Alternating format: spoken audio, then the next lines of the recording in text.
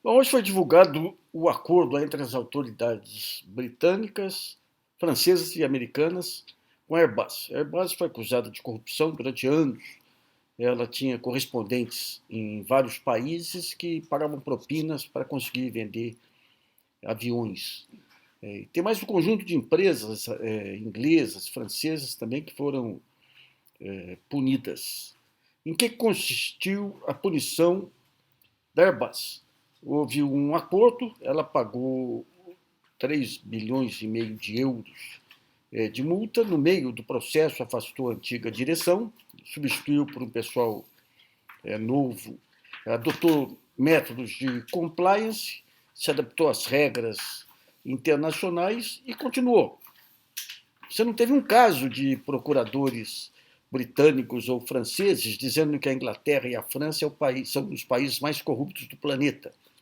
Não teve ninguém querendo destruir a Airbus dizendo que é uma empresa corrupta. Corruptos são pessoas, não são empresas.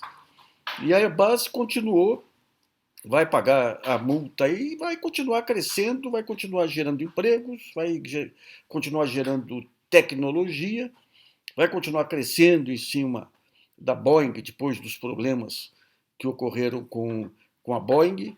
A Boeing é do mesmo jeito. A Boeing lançou um avião antes de estar pronto, foi responsável por 2 acidentes que matou centenas de pessoas, está sendo preservada nos Estados Unidos. Com todos os problemas que está sendo enfrentado, não foi exposta à execração pública, como merecia, aliás, porque envolve vidas humanas.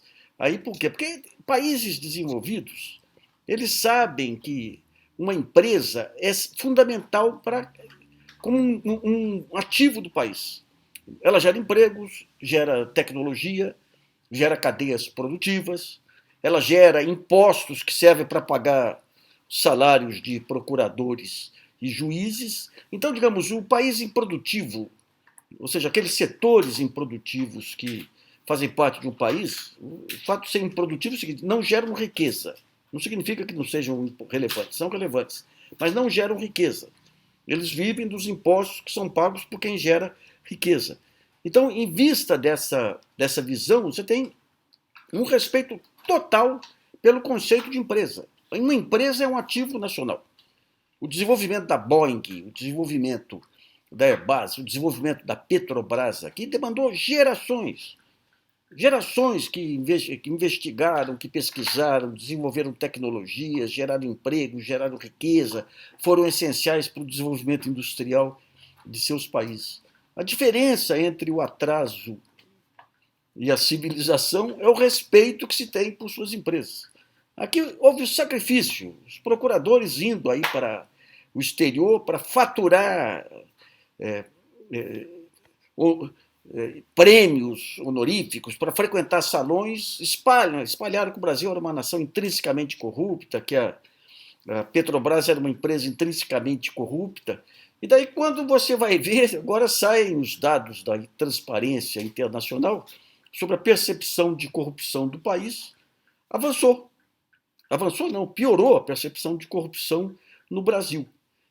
A Transparência Internacional aqui no Brasil, que é uma sucursal da Transparência Internacional Global, é uma fundação que se aliou à Lava Jato, faria parte do enorme banquete daquela fundação que administraria 2,5 bilhões da Petrobras.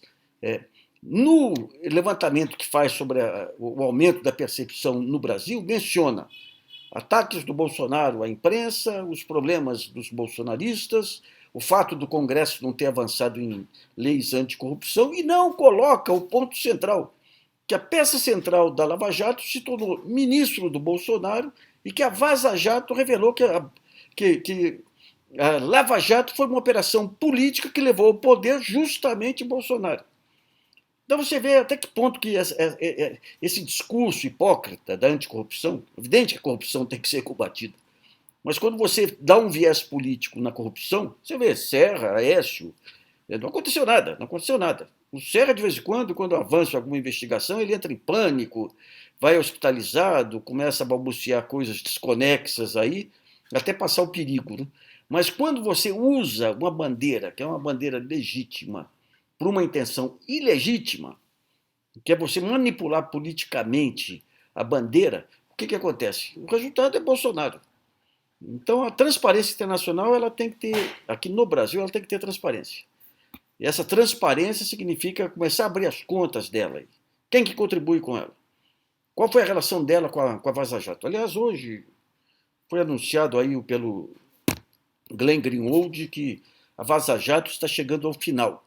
Ele falou, até algum tempo atrás eu dizia que ainda tinha muita coisa para rolar, agora eu digo que tem pouca. Só que entre uma afirmação e outra, teve só uma matéria aí em que eles atacam o concorrente, aí, o antagonista. Né? Então é possível que você tenha muito material lá, não vai se desprestigiar o trabalho que eles fizeram até hoje. Né? Mas tem muito mais material do que o que saiu, é evidente. Pô. Você tem todo um levantamento aí de acordos de delação, o próprio envolvimento da mídia, o envolvimento de parlamentares e tudo, que o trabalho que foi feito agora foi irrepreensível. Mas é evidente que ficou muita coisa para trás. Aí. Não se condene aí, porque realmente as pressões são muito grandes. Né? Mas comprovam, digamos, e um ponto central seria esse negócio da transparência internacional mesmo. Nesse caso brasileiro, a versão brasileira da transparência internacional não tem transparência nenhuma. Recentemente nós denunciamos aí que uma pessoa diretamente envolvida com a transparência internacional usou a Lava Jato numa disputa comercial entre um empresário acusado de corrupção na Indonésia e a JBS. Então ele foi contratado pelo empresário acusado de corrupção para poder usar as denúncias contra a corrupção da JBS numa disputa comercial. Então vocês veem como que a hipocrisia acabou tomando conta do país, da mídia, nesse tempo todo, e a transparência internacional, versão brasileira, acabou sendo blindada pela mesma blindagem com que foi dada aí a Lava Jato. Bom, ficamos por aqui, gente. Um abraço.